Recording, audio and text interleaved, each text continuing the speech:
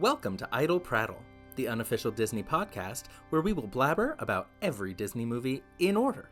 Do these films hold up? We'll share our thoughts on animation, music, cultural relevance, and more. So take a gulp and take a breath as we dive deep into the world of Disney.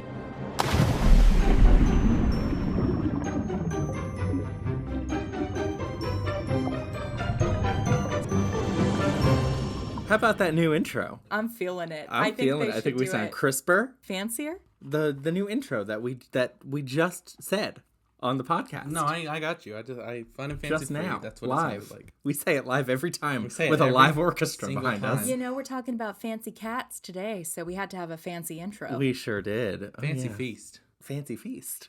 I'm just word associating over here. Yes, today we were talking about the Aristocats. 1970. He just stepped right over that with his own meow sounds. Saboteur. Saboteur. 1970. It's like you're being sabotaged by your own inner saboteur. Yes, we are officially in the 70s. I feel like it's crazy that we have gone through 3 full decades of Disney movies. Like WandaVision. Yeah. Every week. Anyway. Every month a new Boom. decade. So welcome to the 70s, everybody. Welcome to the 70s. Whoa. We love our Broadway here. Yeah, but I do feel like those psychedelic colors during Everybody Wants to Be a Cat, that was like, you had to get through the 60s to get those. It's so true. Cool. Well, let's dive in. As always, here is our plot summary. When a retired opera singer leaves her inheritance to her cat Duchess and 3 kittens, the woman's butler drugs the cats and abandons them in the countryside in order to inherit the fortune himself.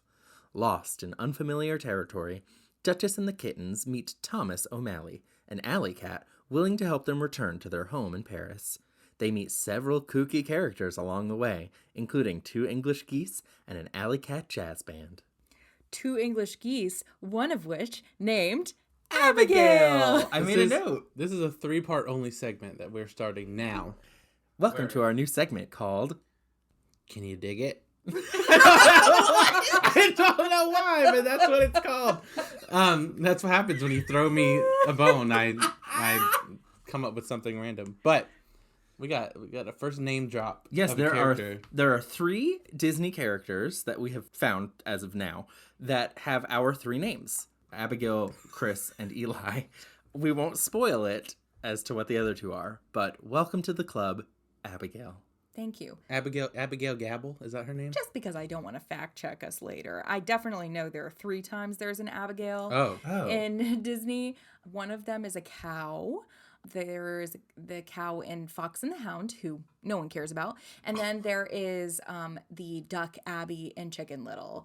So by far my favorite Abigail is this one. Okay, well, this is your chosen one. For me and Chris, we only have one each, I think. I don't know that either. So I'm pretty sure. There's only one Eli. Only one Eli. I know there's only one Eli. There and might we will be get 2 there. Chris's. I did not know she was an opera singer. Me neither. Had no idea. I wrote it in my notes as this is the first time I realized she was. Well, how did you figure it out? She's talking to George. George. And they're reminiscing about Carmen is playing in the background. Yeah. And then they say something that's not very direct about how, remember back in the day when you were doing your debut in this opera? Oh. I don't even think they said opera, but if you know Carmen, you know it's an opera. It's an opera. Well, you asked me. I was like, what is this? I know this. And I was like, it's Carmen. And then I was like, yep, it's Carmen. But I didn't put together that she was in Carmen. I just thought that the song had meaning for them. But okay, cool. Okay, so had we all seen this movie before? Yes. Yes. Okay, I had to. But it's been a long time. So it was one of those felt like the first time. It's been a while for me, but it's just one of, it's another, not as special as Sword in the Stone, but I loved this when I was a kid. Okay. Yeah, for me, it's very middle of the road. And I also will just say, I'm not a cat person. Mm-mm. I'm a dog person. So not that you're one or the other. I just personally do not enjoy cats as much. And so I already have I don't know. Bad taste in your mouth. Yeah, I guess I'm like, nah, cats. I'm also not a cat person, but Disney cats somehow. I'm like, you can't win me over. anymore. I don't know what's going on. I don't know what it is about Disney cats, but they get me. Yeah, I agree, Abigail. It was also kind of middle of the road for me too. It is middle of the road once seeing it now. I liked it when I was younger, but watching it now, I was like, I had a hard time paying attention. There's also things that I have picked up on this movie, watching it through a critical lens this time, that I didn't when I was a kid. Like this whole lack of Parisian inspiration at all in Right. any elements didn't bother me as much. When I saw the farm dogs, I just thought they were funny. But in this, now watching it, I was like, why are they Southern? Like they're in rural Paris. Or we have English. There's so many English people in it. Instead of, I never even realized it was Paris until Me this neither. viewing, and then like I was like, oh, this is in Paris, and this sounds French, which makes sense, but it doesn't make any besides their names. It's like, oh, okay, that's it. Yep. So I think that, I don't know, it's all right. So I want to get into the story because I have such an issue. Lay it on us. Edgar's plan. Your plot summary said that Edgar tries to drug the cats because the inheritance is going to go to the cats. Just for those of you who didn't watch this movie or have never seen it, Edgar is this former opera singer's butler who takes care of the cats for her. He seems very loyal up until the point where he finds out that the cats are going to get her inheritance after she dies, and then after the cats die, he gets it. So he's in line for the inheritance. Which, what a weird plan. It is weird for this lady. But She continue. really loves her cats. And so, but honestly, and he gets really upset. And so what he decides to do is to get rid of the cats and kill them so that whenever she dies, he gets the inheritance straight away. This whole plan is stupid. Awful plan. So it's stupid. so bad. It is so dumb because, first of all, they are cats. So if she dies, all he has to do is keep the cats, and then he's in control of everything anyway. Mm-hmm. The cats can't make Financial decisions. decisions. Like she's leaving all her stuff to the cats, but Edgar is going to take care of them. And then when these cats die, which they're cats, so it's going to happen, and he could also wait until she dies to kill these cats if he's going to kill them. What is happening? People are just super excited about Disney. They're so excited. Sound the alarm. They're setting off fireworks. That was something. Those are fireworks, and the sirens are alarms. Yeah, Okay. It sounds like Edgar's car that he's in when it backfires. So, ladies and gentlemen, we've decided we record very close to a busy highway, really. And we always have to stop for sirens. So we decided to incorporate them into our celebration of Disney. The backfiring cars are now fireworks going off in celebration of Disney. And the sirens are just noisemakers and alarms and celebratory yeehaws of the cars. We'll have to yeehaw every time we hear a siren. Yeehaw. Wow. Okay, so His plan is dumb. That's the point. That's the only point I'm trying to make. Right. This entire plot is stupid. Yeah, I agree. It makes no... All he had to do is... Because he has to wait for her to die anyway. Is he going to kill her? No. He's just... Ugh, he's dumb. He's an awful villain. I think he's useless. Yeah, I also think that the script isn't as tight as 101 Dalmatians, but very clearly based off of 101 Dalmatians. Yes. Right. Like, these dogs, as much as I love them, Napoleon and Lafayette are really inconsequential to the plot line. Mm-hmm. They don't even come in contact with the cats, which I think is really interesting. It really doesn't connect at all, which bothers me. And the plot line, it doesn't really seem like there's much in their way of getting back home. You know, it doesn't even seem like they're that far away. They get back into Paris very quickly without much problem. Right. They're in the back of a truck, just like in 101 Dalmatians, but it just seems kind of effortless for them to get back home. Yeah. So, I don't know. Yeah, there's only one true obstacle, and it's not even an obstacle. It's just that they almost get hit by the train, so they have to stop. But they don't run into any obstacles. Everyone they come in contact with is just because they're like, let's take a break and then meet these characters. They're just on their way home. And then all the action happens there. I feel like someone could argue and say, well, they have these events. They meet the geese. They meet the cats once they get back to Paris and everything. But I just get don't you guys get the sense that it's just not as trying? The stakes don't feel as high. The stakes don't feel as high, right. Compared to the last, 5 Disney movies. And then even, the mouse, it seems like the mouse is going to go on an adventure and try to rescue them. And that just literally falls flat. It doesn't happen. And so nothing... there is no stakes, and it's just a fun little romp to get back to Paris. And then there's like a quick action scene at the end, and then everything's fine. Should put credit where credit is due, because even when there's these middle of the road movies, I think it's the characters that save them.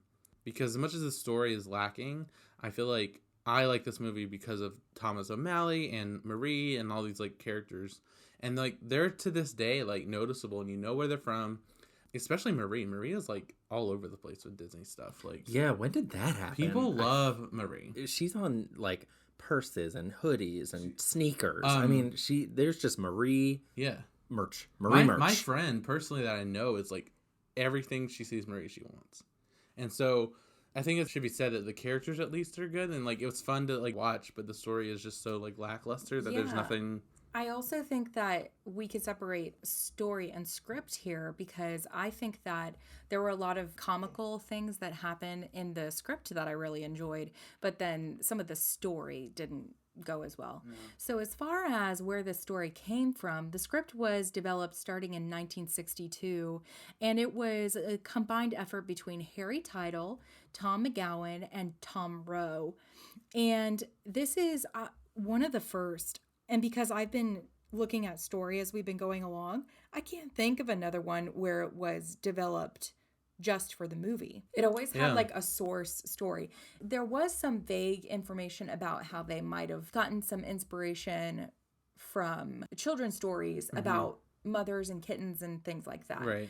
But it definitely didn't have one direct source as far as like a written material. Interesting. Which I think is interesting. They started out with a lot of different plot lines. The really interesting fact about the story was that it was being developed for the wonderful world of color. And it was going to be a 2-part story. It was going to be live action. Yeah, which is wild. Yeah. So I definitely think it was worth making a feature-length film about. And I do think that there should be something said about, even though Abigail doesn't like cats, a lot of people do. And because Disney is so big on dog movies, I think having this movie that's very specifically in favor of cats is a good choice. Yeah. They had some early storylines that didn't come through. Like Edgar was going to have a maid who was his counterpart. And they were going to be like a villain duo team. Interesting. I feel like I might have liked that. Me too. It's hard to say because we never saw it. But and playing off of each other might have been more interesting than just the 2 farm dogs out there. But who knows? I mean, honestly, I read that the 2 farm dogs got more screen time. Like they got that extra scene just because the animators, people liked them so much when they were making them. And so that's why they were in there more. Well, I wrote that in my notes too, that as much as I think that they're kind of pointless as far as the plot, I enjoy them. As far as like what you said, character really brought it through. So even though I'm like, why are they Southern, like American Southern, and they're in France? And also, why does what they're doing matter? Why are they protecting and fighting Edgar in this like vacant farmland? Right.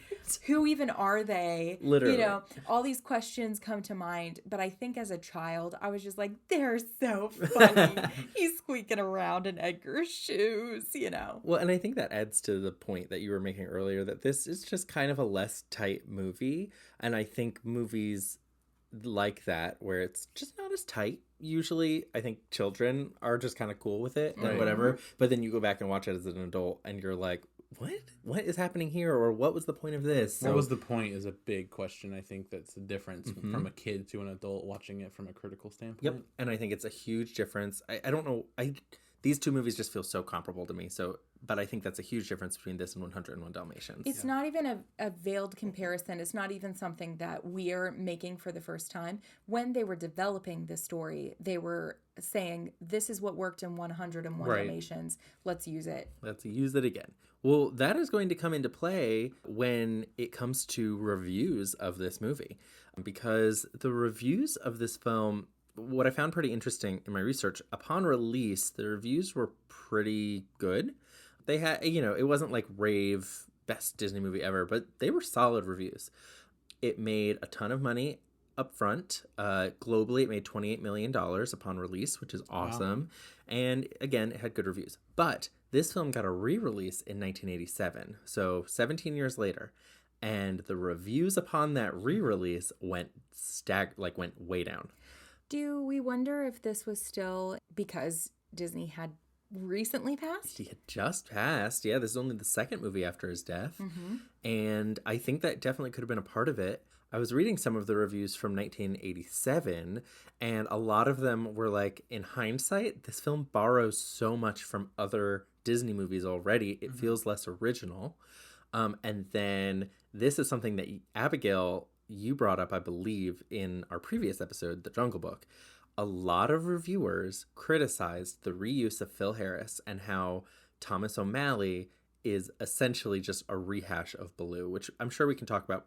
We can either talk about it here or we can talk more in voice cast. But a lot of critics picked up on that. And 17 years later, in hindsight, having so much time with Jungle Book and the Aristocats, I guess, they were like, this is the same character. Right. So all that to say, at this point, it actually has a 64% on Rotten Tomatoes, which I think is the lowest Rotten Tomatoes score of the Disney movies so far. Wow. Yeah. Pretty positive. And lower than Chicken Little? And no, Home on the so Range? far. What we've covered so far. I gotcha.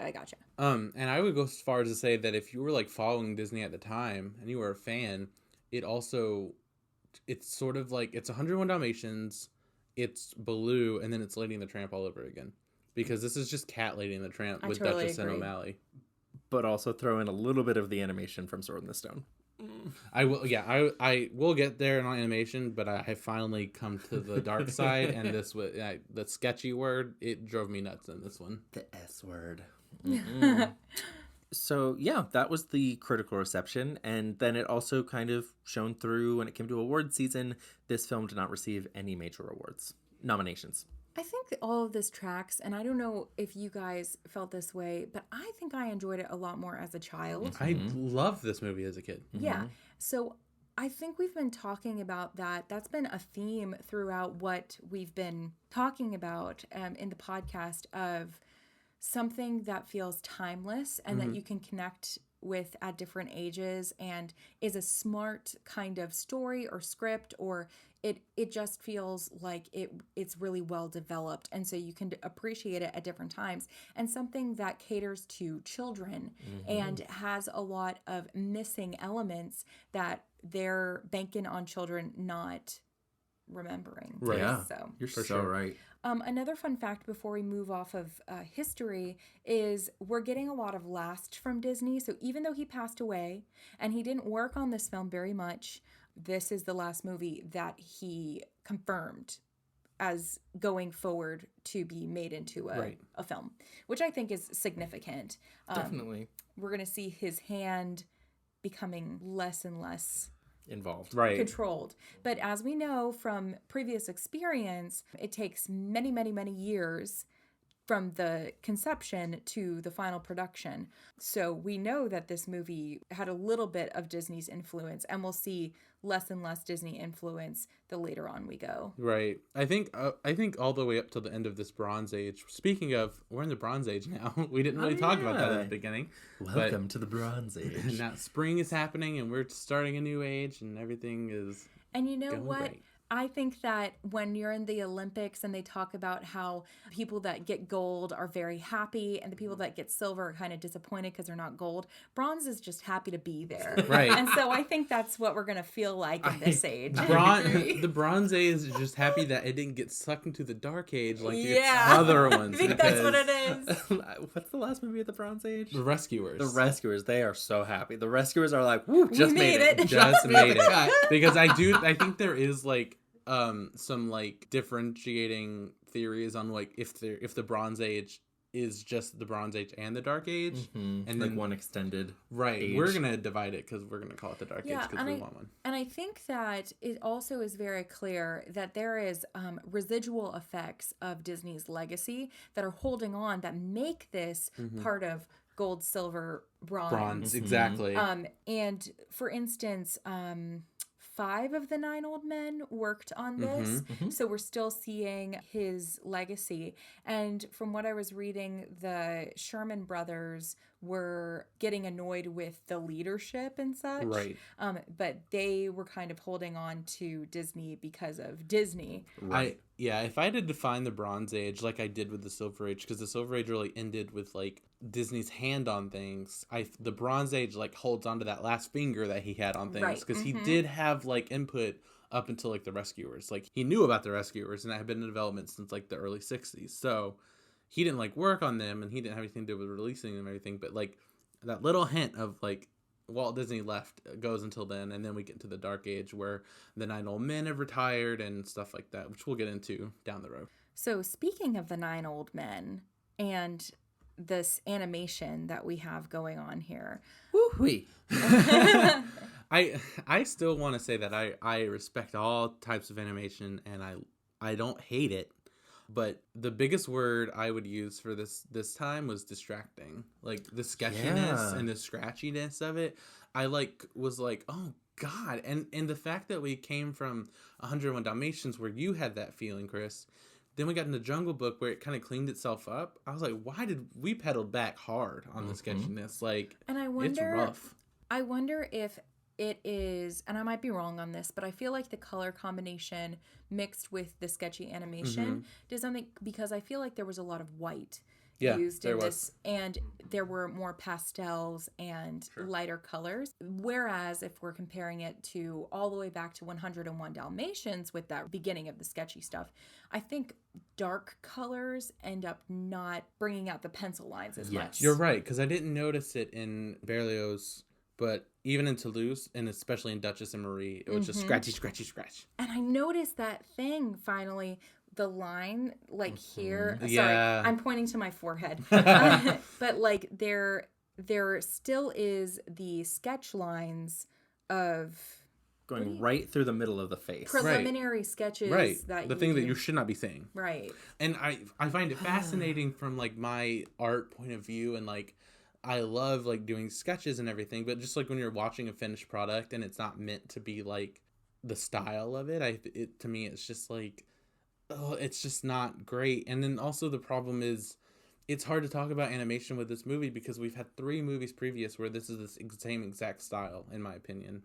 And it's just like, okay, well, there's nothing new and we're not doing anything different with it, and you're reusing animation.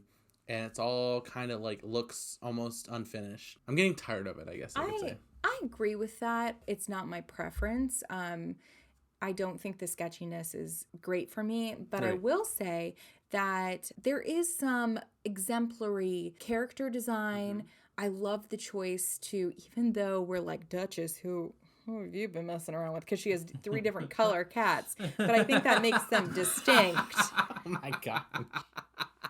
Well, That's a big question. Who is the father of those cats? Oh no, that's so We funny. just know when cats are born, they all look the same, pretty much. They do. I did You're have right. that. Yeah, But you're we right. definitely have like a brown grayish cat. We have a like tabby cat. Then we have one that looks just like Duchess. We're like, one of these things. They're all not like the other. Maybe Marie is hers, and then Madame adopted 2 more of the kittens. cats. Because she obviously has a soft spot for kittens.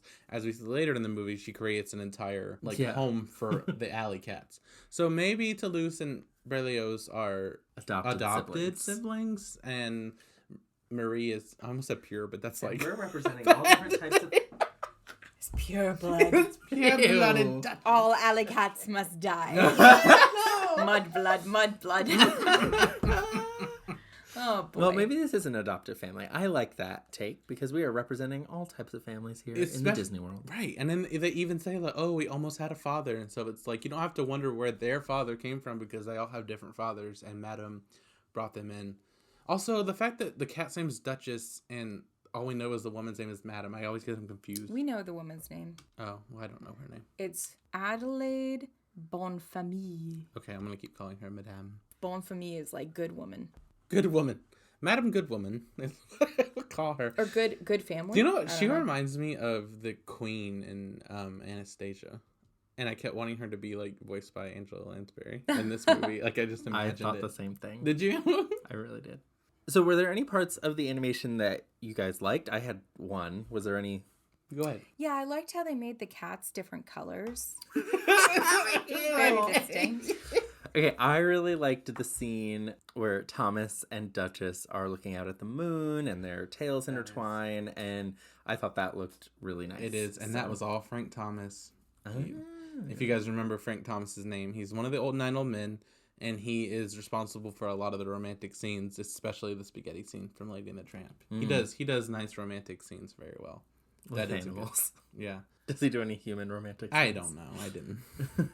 There are a lot of things in animation. I love Edgar's floppiness and like kind of angular but rounded features. I think that the way that Lafayette is animated made me love Basset Hounds when I was younger, and I just have always loved them. Yeah, I think that there are a lot of the character design, like a lot of the almost every character that's designed is just, I think, really well done. And it's, again, I think for me, it's just that we're repeating a lot of stuff from previous episodes, but like the movement of each animal specifically in this one's really well.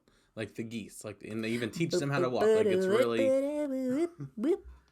like it's just all well done and it looks great. My one that stands out to me though is the scales and arpeggios section when they're on the piano, and I think that's animated great. Like with the piano being very stationary, moving, and they're just like going through it and hitting the keys. I just like that's a good scene of with music mixed with animation mixed with comedy. Like that is my probably favorite scene in the movie.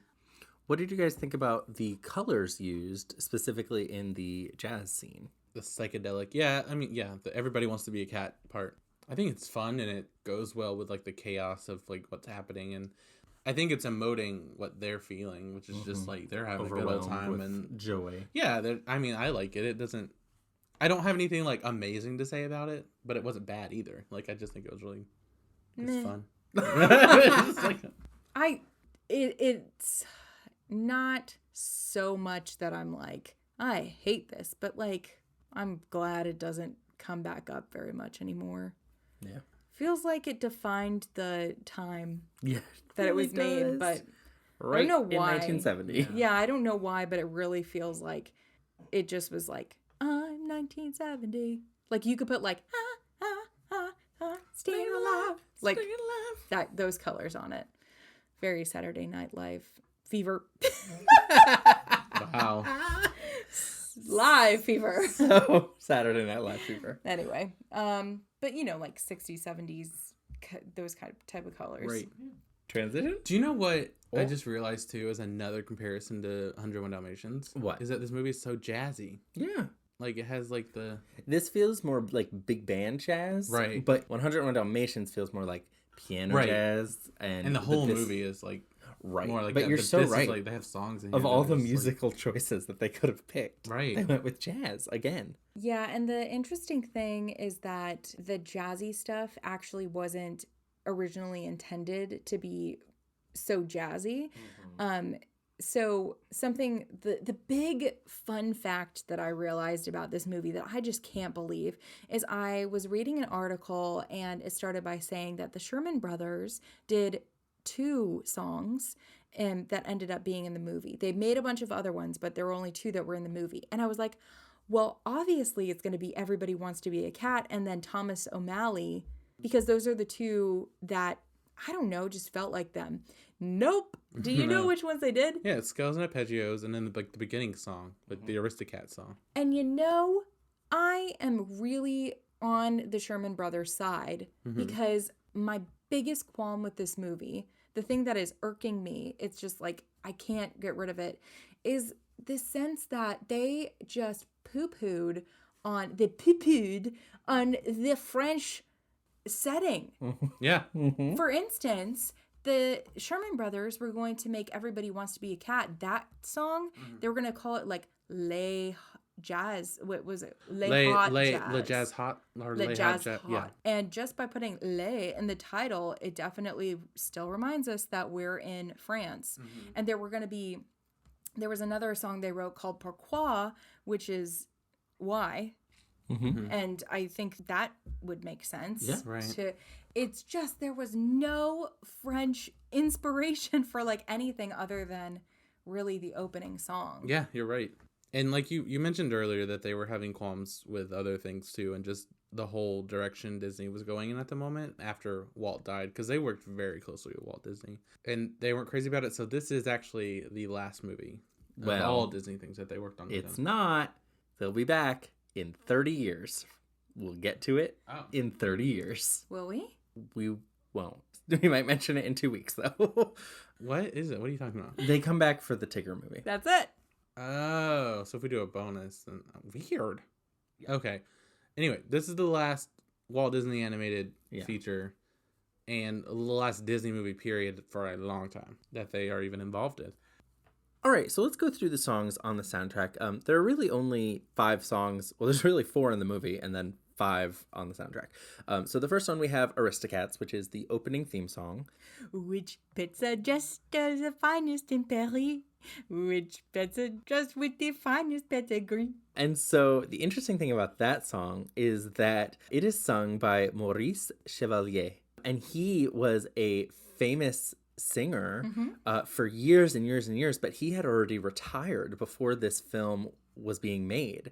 And when they were writing the song, they were like, oh, the only person that could sing this and give it They wrote what it it for needs. him. They really did. They were like, Maurice, this is for Maurice. Didn't they ask him to sing it? Then they demoed it, like mimicking his Richard voice. Sherman And mimicked his voice, yes. Exactly. So they sent it to him, and he ended up coming out of retirement for this one song and then back into retirement until he Right. died. This is his last So- professional job ever. Yep. I love him on that song Me too. too. He It's so sounds good. awesome. Yeah. The next song is Scales and Arpeggios. When you sing your scales and your arpeggios. The next song is Thomas O'Malley. Abraham DeLacy, Giuseppe Casey, Thomas O'Malley, O'Malley the alley cat. Then we have Everybody Wants to Be a Cat. Everybody wants to be a cat. Everybody, everybody, everybody wants to be a cat. And then we have She Never Felt Alone. She never felt alone, which was not in the movie. No, it was not. But for some reason, it is on the soundtrack. And interesting thing is that most of the lines that are in the song are spoken in the movie. That's so interesting. Yeah, like the song is in the movie, but yeah. Yeah, like the music for it and her speaking over it Right. with the lyrics is in the movie. Did they just say, no, we don't want to give her a song? I love it. I don't know why they took it out. Anyway, so there was a fun fact about Thomas O'Malley. In Italy, so when they dubbed this movie for the Italian version, his name isn't Abraham DeLacy Giuseppe Casey, Thomas O'Malley, the alley cat. They named him something totally different. Romeo. Yeah, and what was it called? Romeo, well, I can't speak Italian, so But it's something like da-da-da it's Romeo Colosseum. Ermejo del Colegio. Coliseo. And Coliseo is Colosseum. And they did that because in Roman culture or in just Italian culture, alley cats or these tabby cats, they roamed around the Colosseum area. And so the Italian culture identified with that more. And so Right. they That's named so him that. interesting. Yeah. Do you know that it wasn't until this viewing and like doing research that I realized his name was Abraham Casey, whatever he says? I thought he was comparing himself to those people, and that those were real people in life that were kind of like stray cats. Abraham Lincoln. I never realized that was his like full name, because I sing that song all the time. You really do. That and Scales and Arpeggios are like, I don't know why, but they are permanently fixated in my head, and they pop up at the weirdest times. So which one is your favorite song? That's where I'm having trouble, because I think it's You must decide. it's Thomas O'Malley, the alley cat. I love that song. I sing all the time. But I'm telling you, you can attest to this. I randomly just go, Scales and Arpeggios, like out of nowhere. Like, well, I've not seen Aristocats in years, and I just sing that song. So, It's true, folks. I hear it all the time in my home. but I think Thomas O'Malley is my favorite song. Abigail? I'm really torn on this because Everybody Wants to Be a Cat is so fun, but I'm mad at it because it's just not doesn't fit in with the tone or the feel of this movie.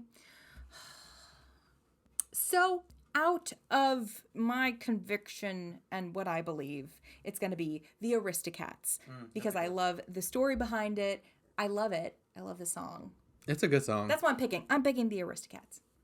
Okay, I'm picking Everybody Wants to Be a Cat. I agree with everything you say about it, but outside of the context of the film, it's just a catchy song, and it's the one that gets stuck in my head. I will say it's one of my favorites. On last episode, I shouted out We Love Disney album, and Everybody Wants to Be a Cat is on there, and it's really, I think it's better than like the movie version, honestly. By who?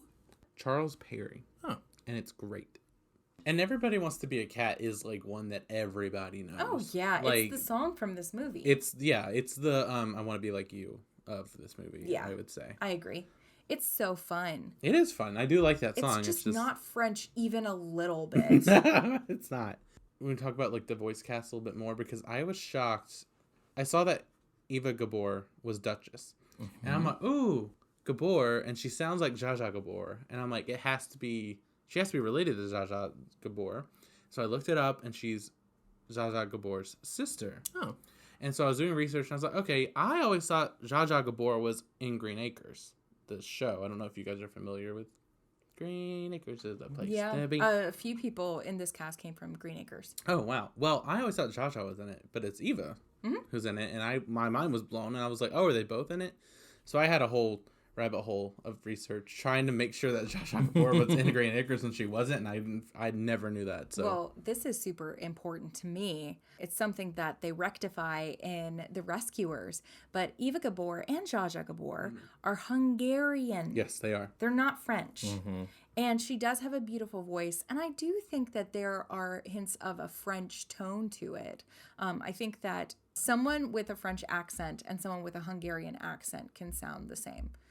My Papo did not sound like Eva Gabor at all, and he's Hungarian, so I don't know how that worked out. I didn't even think Duchess was supposed to sound French, to be honest with you, because I just know that voice so well that I just thought that is how they talked. I didn't realize it was an accent. I just thought that Gabors talked very, But, spoiler alert, but very important to point out, is that she is very distinctly Hungarian in The Rescuers, which I really, really appreciate. Because she plays Bianca. Yes. Which you don't know who that is yet because and you have not seen the The Rescuers. Hungarian delegation. Ah, that makes sense. That's why you know she's like distinctly Hungarian. But I love it because she's not French. She's Hungarian, people. Yeah. Hungarian pride. There you go. Kosinum. Okay, bye. All right, so we had Eva Gabor, we had Phil Harris. I looked up the children, the voices of the three main cats. They did nothing. I couldn't even. One of them has an IMDb page that just says Aristocats. Oh, wow. Nothing else. Two of them don't even have Wikipedia pages or IMDb pages. So literally just nothing. There's so many voice casts. I mean, we can go through them all, but I just came up with 5 main ones to talk about. Especially our dear friend Sterling Holloway as Rockfort. Rockfort the Mouse. And he will be back after this. He's been in so many things. He's going to play somebody important. Somebody. Can't remember who. Honey, who does he play? Nice.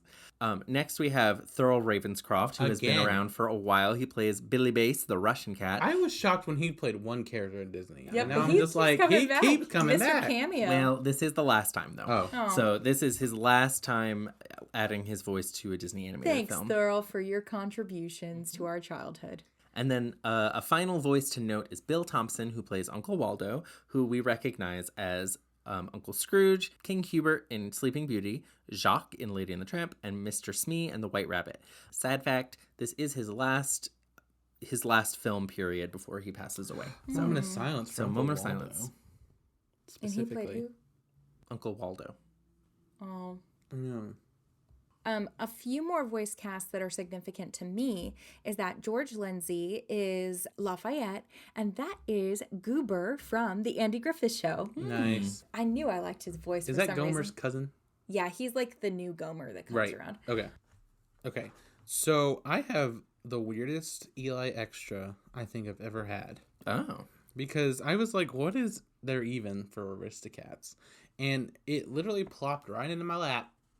And there is a short that is made by Disney, and it's like a Japanese short that you can find on YouTube, and it's just called Marie. And in Japanese, I think it's called like Marie with a subtitle, and I think it's called Marie: A Walk in Paris. And it's aptly titled because it's about 3 minutes of a 3D animated Marie walking down a sidewalk of a 2D animated Paris. And she's just like looking at the Parisians and looking at the shops, and then she eats some food, and it's like, And that's it. And that's it. I do think the Eli animation, showed this to me today. I did. We It's watched wild. It's just so weird because like I've never ever heard of it. No, I know, because when you showed me, it looks like something like a final year graphic design student would have made and just Right. posted to YouTube. It's so weird. It's like, I don't know. It's only like 3 minutes of your life, so I would encourage you to watch it especially if you like Marie. But it's literally just, there's no dialogue, there's nothing like that. Marie just struts down the sidewalk, and then that's it. There are no sequels. There's no live action remakes. There was going to be a sequel, much like we talked about in Dumbo. There was a planned direct-to-video sequel, and I think Marie was going to be the focus. I'm telling you, Marie is like... Oh, yeah. Hot stuff. Yeah. I think Marie was going to be the focus, and she was going to have like a love interest, but it got scrapped. It was in around 2007, back when they just shut down that whole operation, much to my dismay, but everyone else's joy. So that's really all I have for Aristocats, and I'm very interested about the parks, because I can't imagine that there's much. Well, Eli, you're right.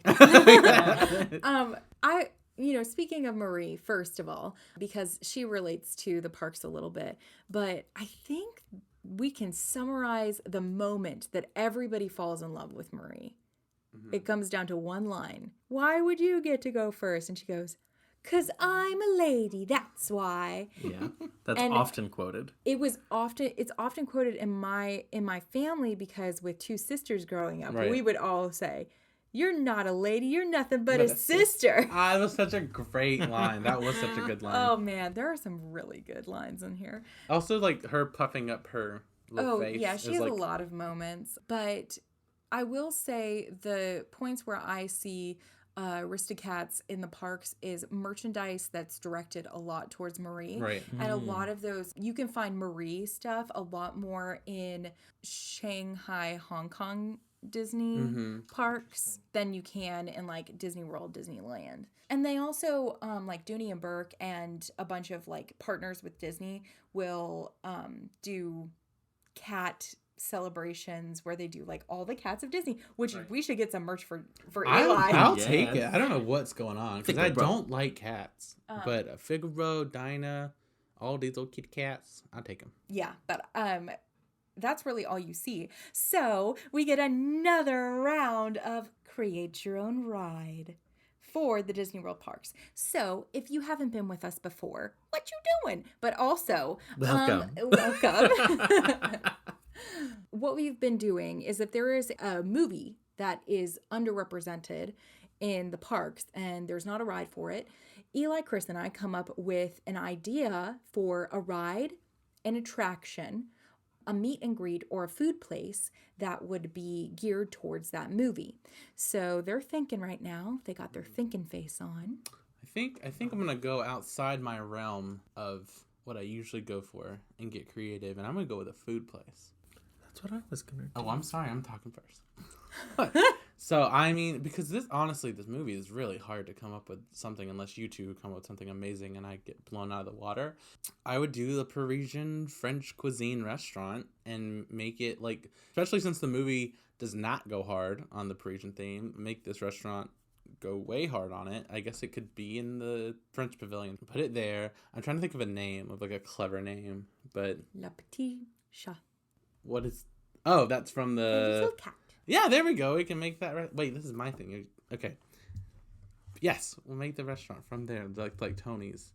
But then, like, they can do meet and greets of those characters if you want. And then, I don't know. I'm having trouble with that one, but I would do a restaurant. Would you serve geese basted in white wine or not? Marinated. Called Abigail's Special. There will be marinated geese Well, technically, everywhere. it would be the Uncle Waldo special. Right. Oh no, you're right.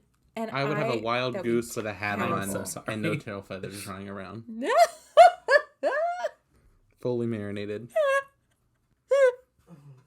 Oh, that would make me laugh so much. Chris? I am also going to go with a food place.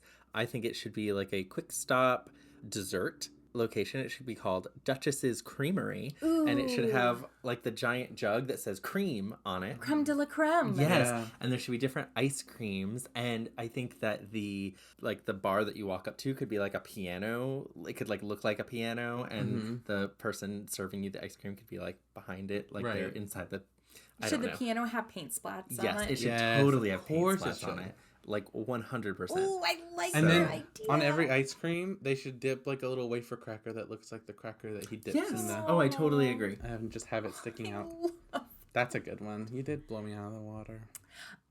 For me, because we didn't do a ride yet, and because I'm excited about Hagrid's magical adventure, I had the idea of like the motorcycle and the car beside it that people could ride in, and it would be a roller coaster because they do go pretty far, and there would be a point where the two cars would split off from each other and then meet back Nice. together. That's so cool. And it would go through a lot of areas of France, and it would expand out into like actually going by the Eiffel Tower and the Arc de Triomphe and all that, and it would be in the French Pavilion. Right. Now, are they going to make a whole nother ride beside the new Ratatouille ride, which just had its release date? This ride will never be made, and I don't blame them because Aristocats is very not French in comparison, but still, that would be my choice.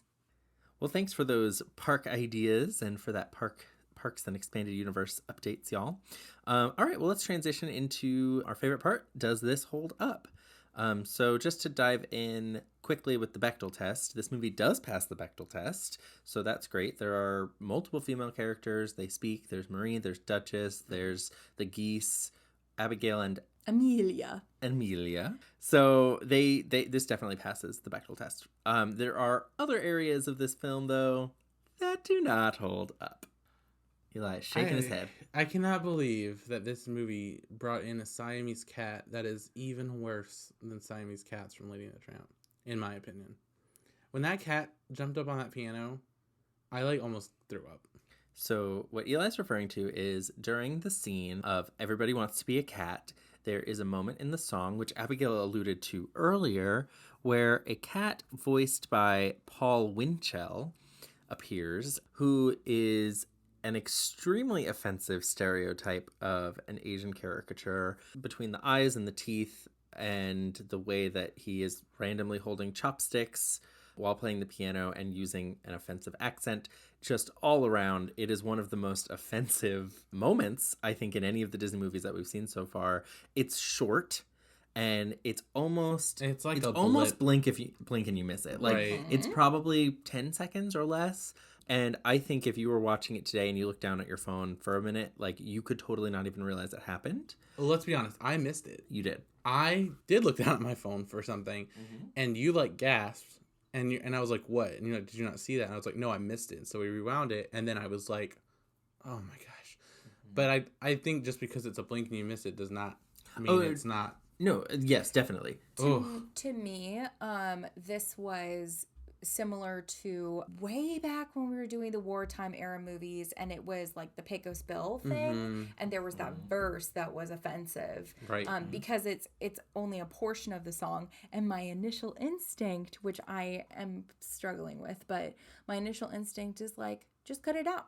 Because it's not the full song, it's just a little portion. And this is the thing, they are cutting stuff out of these movies, because there is a scene at the end of the movie that Edgar is like coming after Thomas O'Malley with a scythe and is like trying to like cut him. And on Disney Plus, that's not in there, and instead it's like a shot of the horse Frou Frou closing her eyes. And I keep finding these things because like I usually like to watch my version that I own of the movie, and then Disney Plus will have like a weird edited, and so I'm like, it's so weird to me that like they put these things up and they put the warnings, and then this movie is even one of the ones that kids cannot watch unless they're have permission because of hugely this moment, because there's yeah, it's interesting what they're choosing. Yeah, like they're picking and choosing to cut certain things. That isn't easily like kind of cut out part, and I see why you would struggle with it because it is so like blip and you like it's an easy cut, like, but I stay true to like not editing stuff and censoring stuff just because you don't like what it did. but it's so bad. Like it's such a small area of the movie, but it's so bad to me that it makes it it's amazing. Such a dark spot on It's this. amazing how offensive they can be in such a short amount Oh of my time. god. I honestly, I don't even know if he was saying real words. Like to me it sounded like he was doing like that really offensive thing that when people were pretending to speak Chinese, like, you know what I'm saying, like when They seem to be making up nonsense words. yeah, I think he might have said something, but it was not good. Well, and this kind of, we already had a major discussion about this in Lady and the Tramp. So, listeners, if you're interested in more about the history of what was kind of going on in America in this time and the Disney company's relationship with, Asian culture and things like that, definitely check out that episode.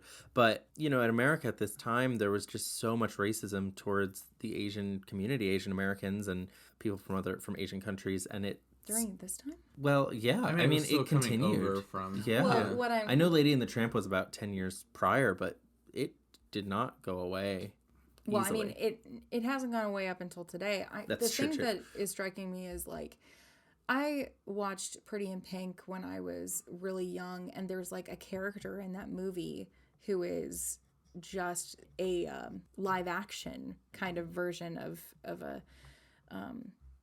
it's more related to just caricatures of, I believe, Chinese people.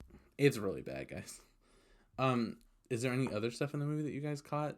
For me, not as far as like these deeper themes that we typically talk about in this section.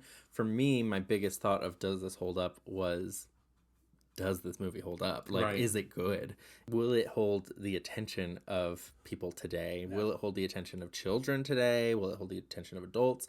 Things like that. And as far as that goes, I think it's pretty middle of the road. Yeah. For me, I always factor that into my hold up score is like, is this movie still good? Right. And I feel like this one, personally, I'm factoring it in even more this go around just because it was really hard for me to get into. Something that I wanted to talk about, and it's something that's reoccurring through a lot of Disney, is this use of alcohol as a comedy, like using it within comedy, and how interesting it is, as the basis of most of our childhood is based on Disney movies, how often jokes where somebody is drunk or based off of the effects of drinking alcohol is catered towards children. We just said that Aristocats is really catered towards children and that there are a lot of plot holes.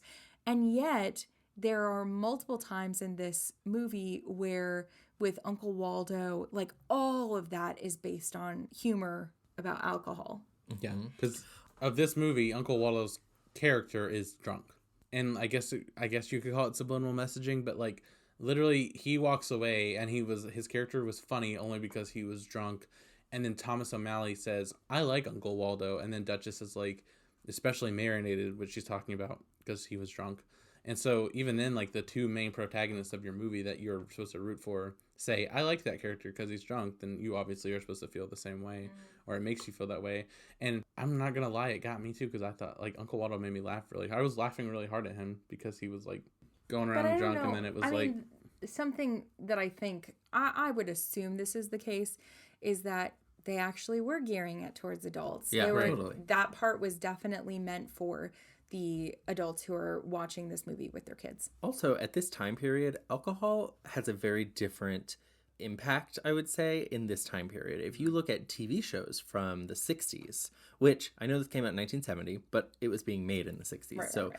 If you look at TV shows from the 60s, like Bewitched or I Dream of Jeannie or, anything like that, they are drinking all the time. It is so prominent. And those are family shows that kids watched with their parents. So I think our culture's relationship with alcohol at the time was very different than it is now. Even the drinking age was younger at this time. So I think I'm not saying that's good or bad. I just think it's interesting. And I'm not saying it's either good or bad that it's part of this movie. I just think it's interesting because I really do think when I watched it as a child, my memory of this scene was I did not understand that he was drunk. No idea that he was drunk. I thought he was goofy. Exactly. Because to me, George and Uncle Waldo were the same type of funny. Yes. But one was drunk and one was not.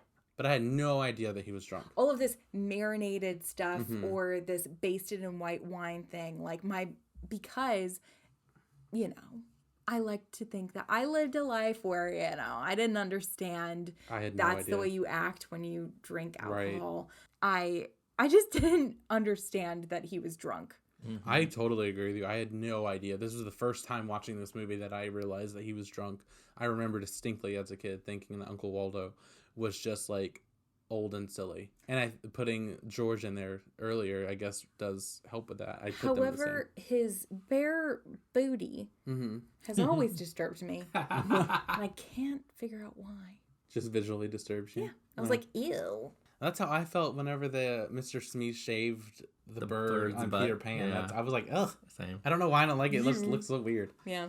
And the alcohol isn't the only thing that I saw or heard in this movie that I was like, huh, like, just seems deep for children. Like the whole conversation in the beginning where the lawyer is speaking with Madame and she's talking about her beneficiaries and how she needs to write up a will and all this stuff. And oh my gosh, yeah, none of that hit when I was a kid. no, yeah, I was making notes while I was writing, and I was like, this seems kind of deep and dark and using words that I did not understand. You don't understand a will when you're a kid. No. And I think that's why this time watching it, Edgar's plan was so stupid to me. It was so because I stupid. never realized that was his plan. Right. Until this viewing. I'm telling, like, as a kid, it's just like, he doesn't like the cats. He's annoyed Gotta with the get rid cats. of the He's tired. cats. I literally thought that Edgar was tired of taking care of them. And so he was just going to get rid of them. Like, I never realized it was because he was next in line after them.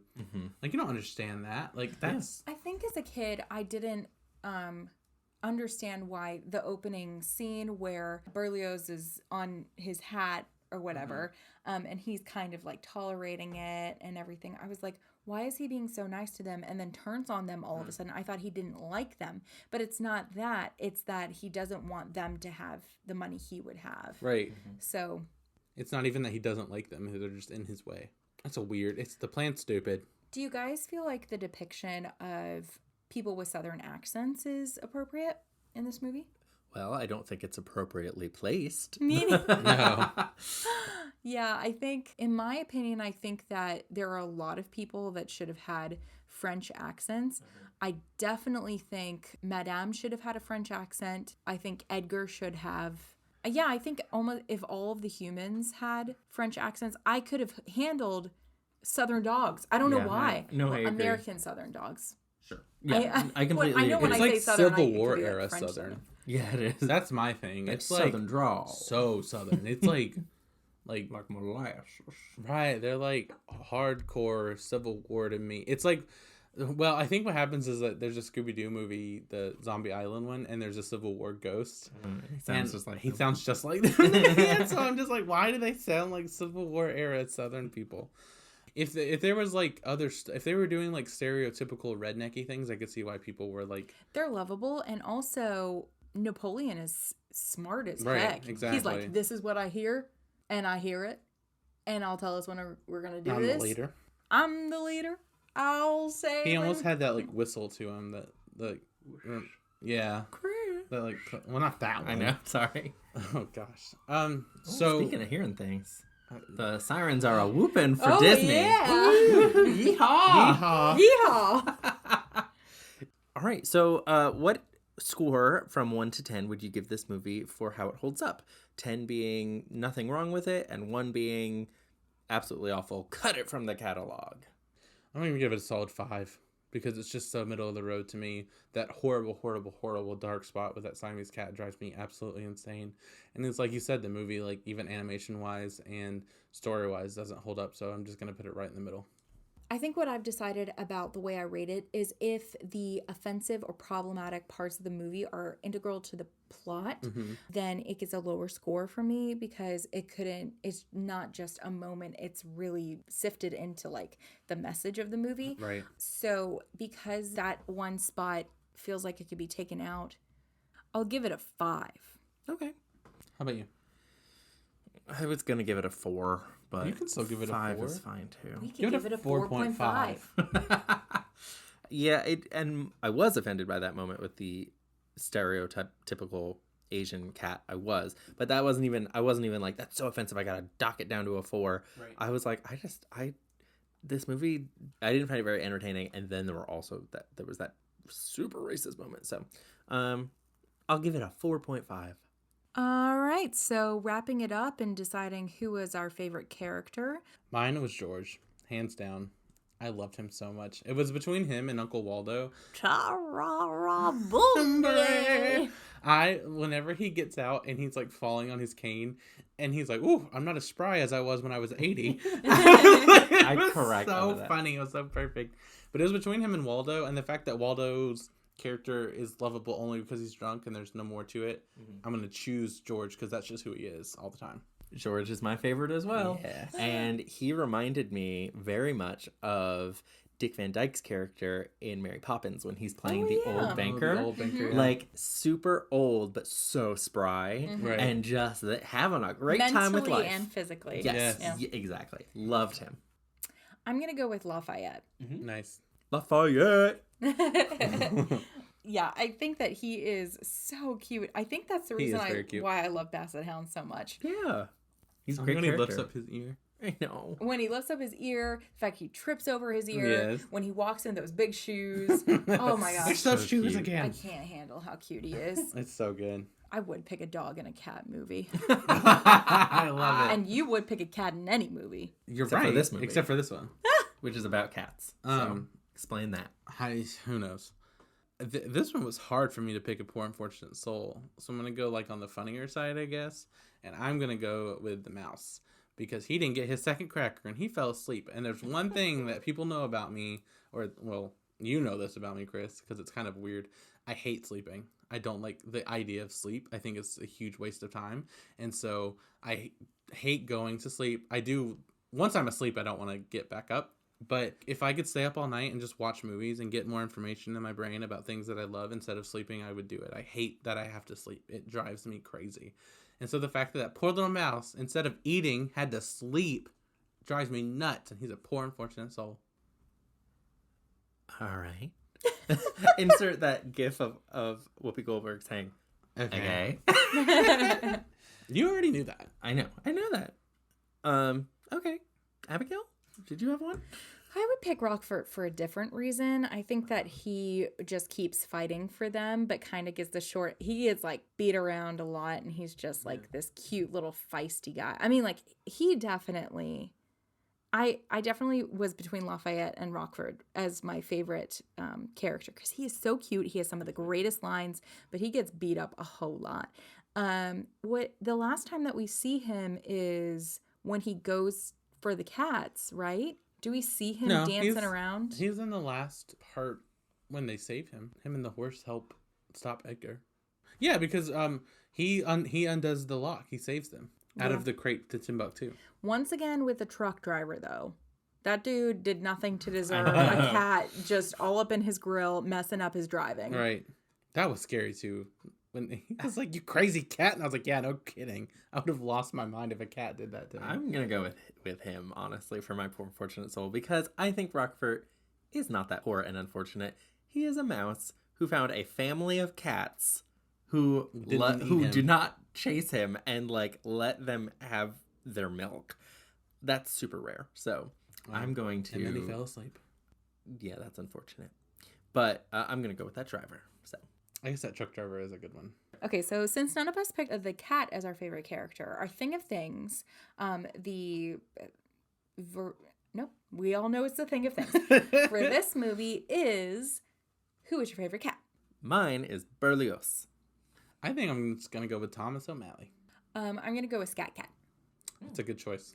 Something that we didn't talk about and does it hold up was his treatment of Duchess and if that was an appropriate way of flirting with a woman. And when he calls her, what does he call her all the time?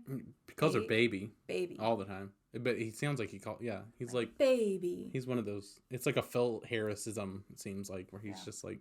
Yeah, I'll say the baby didn't bother me only because it seemed like almost he would call everybody that. It sounded like he calls everyone like baby. I feel like he would meet a male cat in his band and be like, "Oh, baby, yeah." Like it didn't feel as pointed just with the baby thing.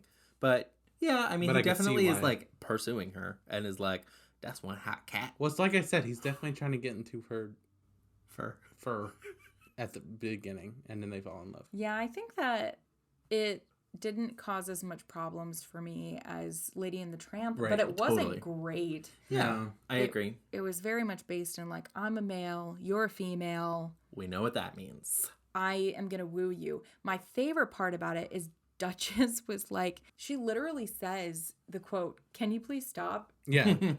She was like, no more. No more. No That's more. right. No, Because she no was more, like, please." oh, and he was like, I got a ton of them. She's like, no more. And because you laughed I at laughed that. really hard at that. You were like, exactly. She very frequently does not put up with his crap, and I She think shuts that's him the down. difference between her and Lady is that I think that Duchess is kind of a B. A bab. B-A-B. What Mary Blair was. Yes. Yes, she is like the mama. She's a good mama as far as she's just Oh, yeah. like, I gotta take care of my kids. Yeah. You can flirt with me all you want. Are you gonna help Exactly. me with my kids? Because she seemed charmed by him. She was like, "You're cute, but I got stuff to do with these Yeah. little kittens." And then whenever he was gonna help them, she was like, "Okay, cool." Yeah, she doesn't need no man to, you know. So what's everybody's ranking and rating of the movie? I'll start with mine because I gave it a 3.5 because for nostalgia, I brought it back, guys. My nostalgia meter for at least a star of that is there because I did enjoy it as a kid. I do like the characters. There's really funny moments in this movie, but the bad stuff just brings it down. So I'm just like, it's at like a 3 and a 3.5 for me right now, and it's number 8 on my list. I was very torn between giving this a 2.5 or a 3. Mm-hmm. This conversation did not help. Oh, yeah. I'm still torn. So a 2.75 out of 5 for me. I'm sorry I'm being difficult, but that's what I'll say on the podcast. And as of now, it is number 11 out of 20 for me. All right, and I'm ranking it at 3 stars, which makes it number 9 on my list. It's gonna be so interesting when I'm like we're getting further and further away from each other's like rankings. I know the wartime era like broke me and Abigail in half because hers are higher and mine are way lower. But all right, well, thank you everybody for listening. Feel free to follow along with us on Instagram, Facebook, if you search for Idle Prattle Podcast, and you can email us any questions, comments at idleprattlepodcast@gmail.com. And also, please feel free to give us some lovely reviews on Apple Podcasts. Those 5 stars are just so easy to click. You won't even know you did it. It's so fast. all right, and the next Disney movie that we are covering is gonna be Robin Hood. Ooh, I'm excited. I'm excited for this one too because I haven't watched it in so long, and I also don't have like super nostalgic feelings for it, but I feel like maybe I'm gonna like it. And as always, don't underestimate the importance of Body language. Le body language.